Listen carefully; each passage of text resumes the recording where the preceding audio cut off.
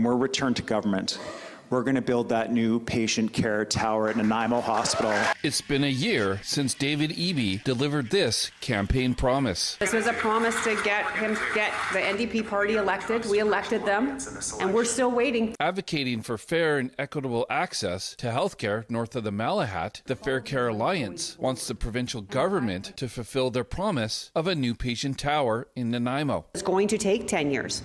So that's where I'm discouraged. Are we 10 years from now and we still see nothing? We should be 9 years from now. But even more pressing is the need for a cardiac catheterization lab at NRGH, which is something the Premier acknowledged during last year's election campaign. Life expectancy drops by a year for every hour that you drive north of the Malahat.